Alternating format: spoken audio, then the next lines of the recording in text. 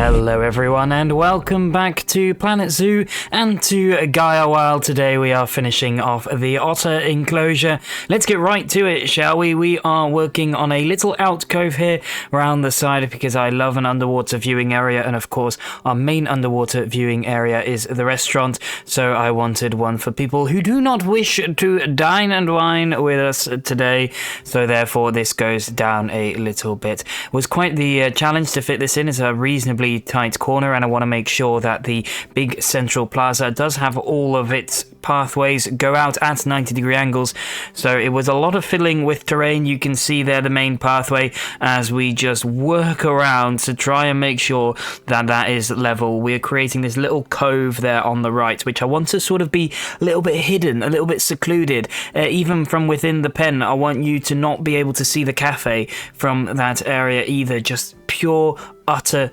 goodness. Otter goodness. See what I did there? It's fantastic. I will go hit myself in the face right now. Just finishing off the pathways here. This took quite a while. It was quite finicky to try and make it work, but eventually we did, except only then to find that a bunch of long grass was sticking through. So starting off with this rock so I can have a nice clean slate, and I will repaint it just that little bit later. Working out the height then of how high I want the various windows to be, and because I really liked the canopy that we made for the swan enclosure and I thought that was the perfect height, we used that here initially just for measuring. It's a really nice little technique to get all of your fence work correct. Keeping up with that nautical theme that we've been going on with the cafe, I've decided that's going to be the main theme all around the entire enclosure. So we're going to have a mixed set of these big walls up top and the smaller fences as well for later viewing areas at the same time. As this area is slightly secluded, you know my love for rocks and grottos. If you've seen the penguin episode, we are doing just that here, making sure that we've got all of this nice rock all the way around. We're going to keep it up with some foliage on the side as well, and it gives this really natural look towards the end. A little bit of tweaking there so to make sure that nothing sticks out either. Another thing that I really like is hidden see-through viewing windows. I love it when zoos do that, and that's exactly what we're going for here.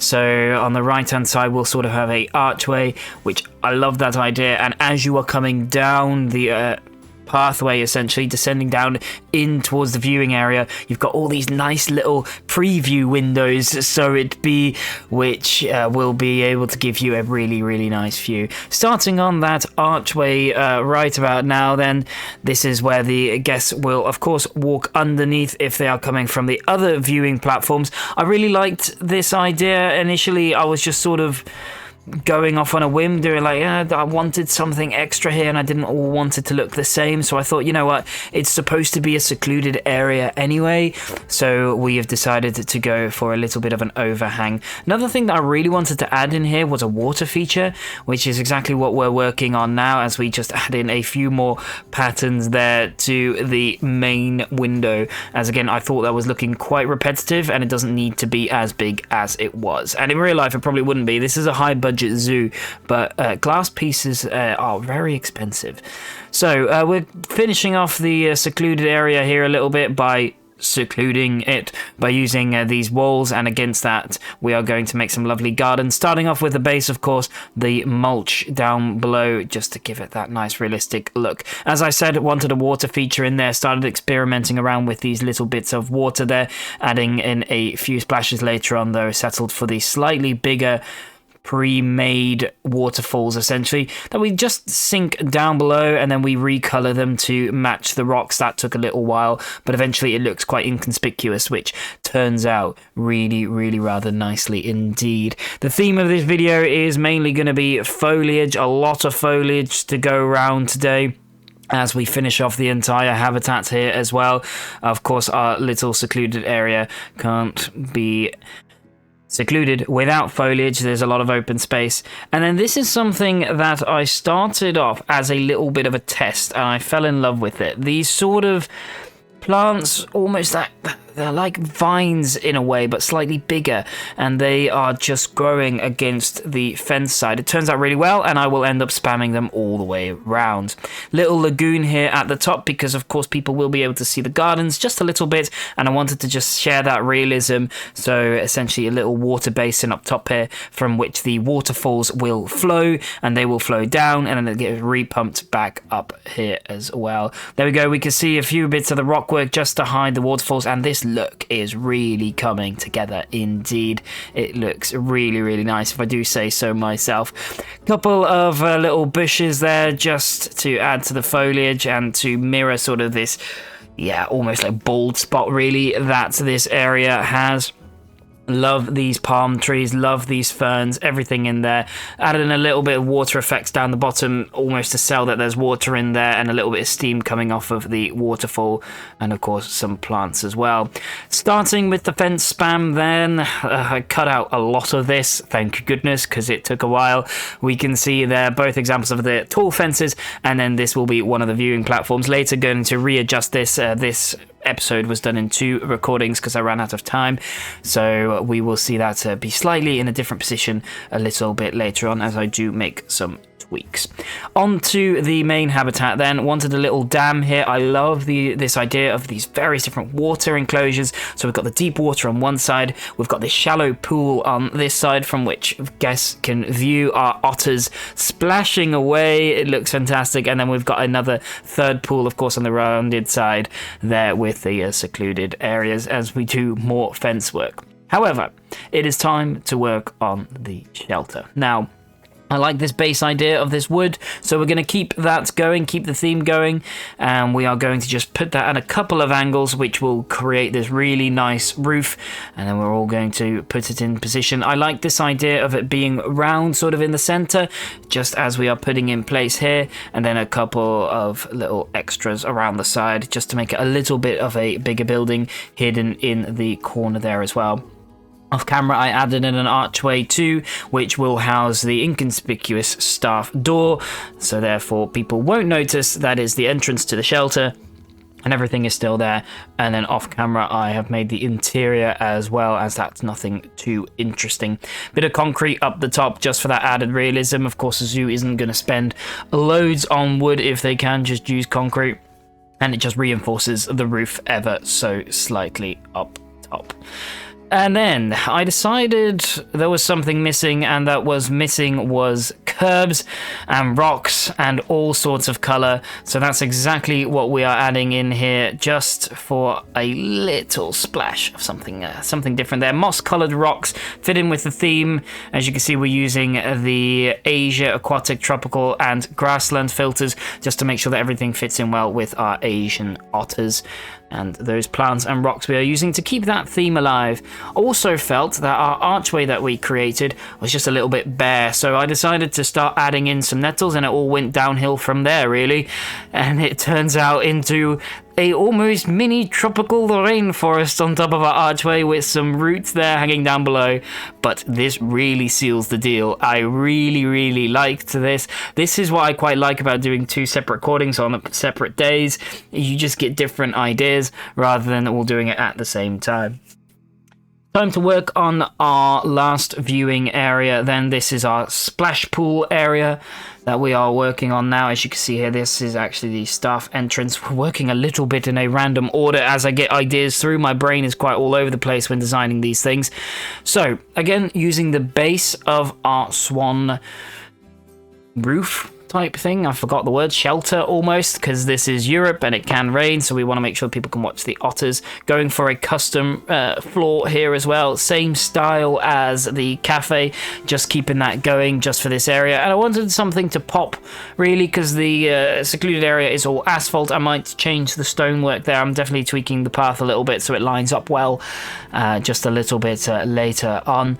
And I thought, well, you know what, this area you want to sort of come in and know like, okay, there's something going on here, so a change of path always sets that tone very well. Of course, using mulch for a little bit of a planter in the middle where our pathway doesn't go, and this just breaks it up a little bit between the people that want to continue walking. They've got their free path. If you want to get somewhere, go watch our swans or any other animals that we will have at a later date. You can keep walking. If you want to have a quick look at the splash pool of otters, you can do so as well. Some benches in there and some moss covered rocks will seal off our planter work then as well. Of course, we can't just copy and paste the swan shelter. We need to make it our own here a little bit. So going for our standard roof that we have been using with the standard wood. I really like this color and it really seals the deal. Same kind of wooden beams there, and we're actually going to make them a little bit thicker there and push them all the way through, and it just adds it in really nice. We're going to add some on the sides here a little bit later, and it just really seals the deal. A couple of plants then for the center, a couple of palm trees just to sell that tropical look, and a few flowers as well, just for a little splash of purple color. You can see we've added in some benches there as well, which are ingrained in the stone. Finally, finishing off a little bit of the curbs there that we've made. I don't like the idea of too many fences everywhere. I like the idea of everything being au naturel, so that's exactly what we're going for there. Time to change water, remove water, make sure everything is fine, because it is time to finish off the main section of the habitat.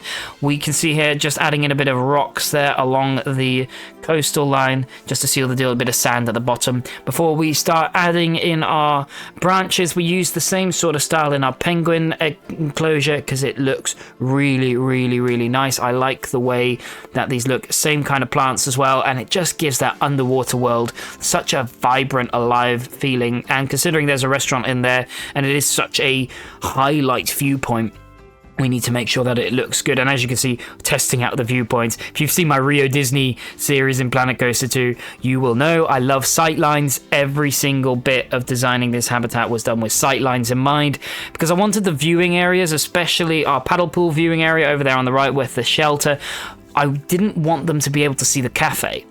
The issue with that, I built it right across from the cafe. You can see where that problem comes in. So we had it to, here we go, we can see we're making a mangrove tree. That is phase 1 of hiding the cafe from those people. I wanted to make sure it looks all good and that you get a really cool different viewpoints from these various different areas from within the park. Same goes here for the enclosure, the shelter. No, it's not the shelter. What is it? The I can't even remember the word of what it was. It is the something. The underwater viewing area for the public. That's how we got. I had a nice name for that earlier in the episode, but it has been too long of a day. Anyhow, we are finishing off the dam here by adding in a bit of rock work, and then because I really liked the look of that, we copy and paste that all the way around later to every single coastal area. It's time to finish off the guest areas as our habitat is pretty much done.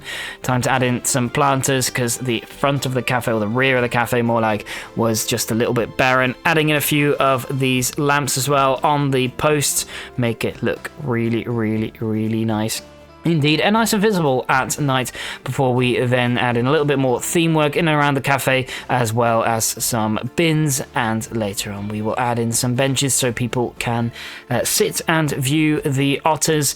Off camera I'll make some signs as well to please do not throw your cafe food into the otter enclosure. There we go, just the final few little dark brown benches there, and that looks really nice. Very simple, very elegant, very nice open space. Beautiful for people to be able to watch our otters. Time to finish off the picnic area. We didn't have time for that when we made the swan enclosure. We sort of did these initial pathways, but it's time to finish it off today. So starting off with the basic layout, I used light grass so I could just see what I'm doing, and I wanted these paths to be a little bit all over the place. It just looks cool with picnic benches everywhere. Really good memories of going to zoos and eating sandwiches, dry sandwiches with cheese on these picnic benches. So that's what we're adding in all around. Later on we will change the pathways to be the same color as the terrain, and this is like going for a little bit of a forest vibe. Speaking of forest vibe, green umbrellas, we can't fit them everywhere, but also I feel like that's quite realistic. Most zoos I've been to, really, Sometimes you get the picnic benches with the umbrellas, and then half of them don't have it. Either it's a cost thing or they just wanted more people to sit down. Not quite sure, but it looks cool and it looks realistic. Using the swan chain linked fence then that we custom made for that whole area here to just seal the deal of our picnic area, and I thought it would work really, really well, making sure that people don't fall into our river, and it just seals off this area quite nicely, that in case it needs to be closed or whatever, our zoo staff can come in and close it off. It looks very weird at the moment with the pathways like that, it really does, and I remember thinking like, oh dear, how am I going to solve this, until eventually we do use the natural paths and it just looks just that much nicer. Alrighty, it is time to finish off the river. Adding in some rocks, we got a little bit of foliage there on the bottom, and it really just sells it very well that this mini river is connected to our swan paradise and our central fountain. There we go, got rid of all the paths and just finishing up. Initially getting some really nice luscious green short grass in there. We're going to add in a little bit of rocky path in there a little bit later. But before, we need to create a little bit of a forest atmosphere just to get that nice overflow from the central plaza into our swan enclosure by adding in the similar plants. It's not as densely foliated, but it looks really nice. Splash of colour there with the purple and the light blue flowers, and then we'll add in a few trees there as well just to really seal the deal. It's nice and open, it's airy, it's spacious, you can easily see where your family and friends are sat, but at the same time it also feels nice and secluded, nice and central, a perfect place to have your sandwich. Speaking of which, let's have a look at the cinematics. And there is one of our otters as we pan over our beautiful cafe, which we built last episode, of course. They are enjoying their splashing fun. Our shelter looks absolutely gorgeous, and we can see we've hidden most of the cafe. As we go down into the secluded area, that was the name of it. Looks very nice with the waterfall at the end, and of course our picnic area. Comment down below please what you thought of this episode. I really enjoyed this area. It turned out very, very well. Please like the video and subscribe for more Planet Zoo next week. Thanks for watching, and goodbye.